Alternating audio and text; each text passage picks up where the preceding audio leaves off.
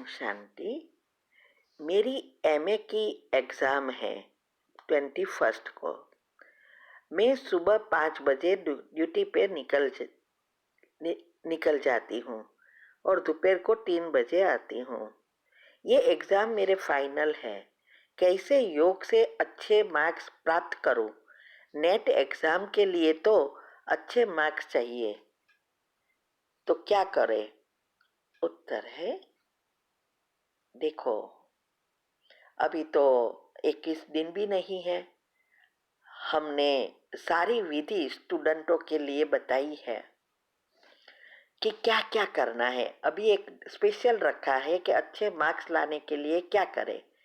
आप अनुभव सुनेंगे तो कईयों ने अनुभव लिखे हैं कि कैसे परसेंटेज एक का 98% आ गया।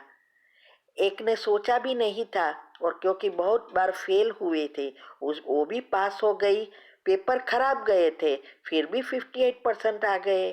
सोच और विधि, तो आप ये विधि को अपनाओ। भले आप कितने भी बजे आते हो चाहते हो, लेकिन एडजस्ट करो।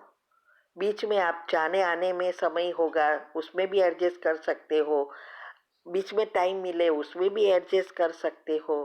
तो सुबह में जो 5 मिनट की कमेंट्री है उसके बाद आप एक स्वमान बनाओ कि सफलता मेरा जन्मसिद्ध अधिकार है और इस एग्जाम में मैं 100% से पास हो गई हूँ। ऐसे आपके गोल फिक्स करो और वो हो गई हूँ ऐसा कमांड दो। हर घंटे 5 बार और गुण का स्वमान लेकर बाद में करना है और रात को यही सोचते सोचते सो जाना है। और जो मैंने पढ़ते वक्त, माना जब आप स्टडी कर रहे हो, एग्जाम के टाइम पे क्या सोचना है, कैसे सबकॉन्शियस माइंड का उपयोग करना है, और उस दिन भी, एग्जाम के दिन भी बाबा को कैसे साथ में रखना है, ये सारी विधि मैंने बताई है। वो विधि फॉलो करो। देखो, योग अच्छा होगा ना और विचार पॉजिटिव होगा तभी जल्दी सफलता मिलेगी। और इसके लिए 10 सबकॉन्शियस माइंड के 10 नियम और योग की विधि बहुत जरूरी है। और एक भी नेगेटिव संकल्प नहीं आना चाहिए, यही पहली शर्त है। जो चाहिए वो वही सारा दिन लिस्ट बनाकर सोचते रहना है, तो आपका ये नया सॉफ्टवेयर बन जाएगा। तो ये विधि अपनाओ तो जरूर आप पास हो जाएंगे। सफलता मिले तो जरूर अनुभव लिखना। ओम शांति।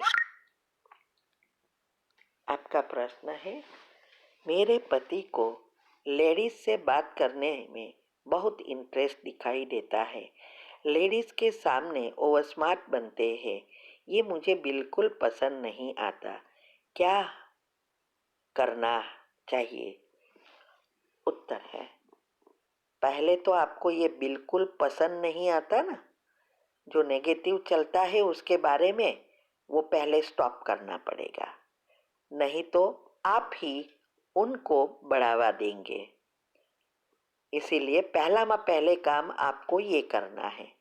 अगले 2 प्रश्न में मैंने इसके बारे में बताया है कि कैसे लिस्ट बनाना है और रोज उसको कैसे सकाश देना है। और हमने वैसे भी संबंधों में मिठास लाने के लिए एक वीडियो भी बनाई है, उसकी विधि बताई है। और अभी वेबिनार भी चल रहा है, हर फ्राइडे 9 से 10 हम करा रहे हैं, वो भी अटेंड करो। तो आपको ऐसा लगेगा जैसे हम आमने सामने बैठकर बात कर रहे हैं। तो इसलिए विधि अपनाएंगे, लिस्ट बनाओ आपके युगल कैसा चाहिए और वो लिस्ट अनुसार आप सारा दिन सोचते रहेंगे। और सुबह में जो सकाश देने की विधि मैंने बताई है उस अनुसार, उसके बाद ये आप जो भी आपने लिस्ट बनाया वो दोहराना है, सकाश देना है। ये सारी विधि मैंने बताई है और इसके लिए पहले विचारों पर कंट्रोल होना जरूरी है। और ये संकल्प जब तक हम संकल्प पर कंट्रोल नहीं आता तब तक हम अच्छे विचार चला ही नहीं सकेंगे। इसके लिए ही 10 सबकॉन्शियस माइंड के 10 नियम अच्छी रीति पढ़ना है और उस अनुसार हमारे मन को कमांड देना है। ठीक है। ओम शांति। आपका प्रश्न है कि आपने एक फ्लोर रेंट पर दिया है और उसमें एक पॉइंट था कि अगर 6 महीने पहले खाली करे तो जो सिक्योरिटी पैसा दिया है वो वापस नहीं देना है और उसको खाली करना पड़ा। तो अभी क्या करूं? मुझे वापस देना चाहिए या नहीं? इससे कोई बोझ तो नहीं चढ़ता? कभी मन में आता है कि हाफ सिक्योरिटी वापस कर दूं क्योंकि वो बार बार मैसेज कर रहे हैं। उत्तर है, देखो, दो चीज है इसमें।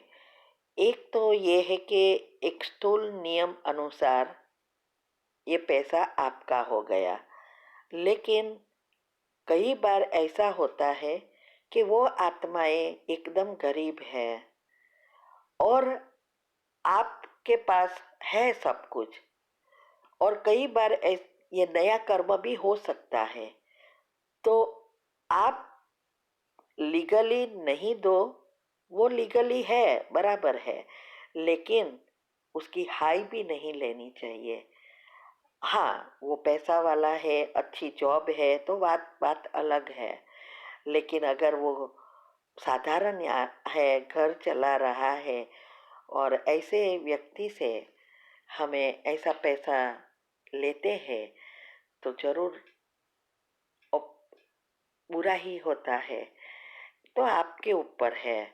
मेरे ख्याल से मैं होती तो मैं दे देती, लेकिन अगर आप चाहो तो दे सकते हैं और कर्म बंधन को चुक्त कर सकते हैं।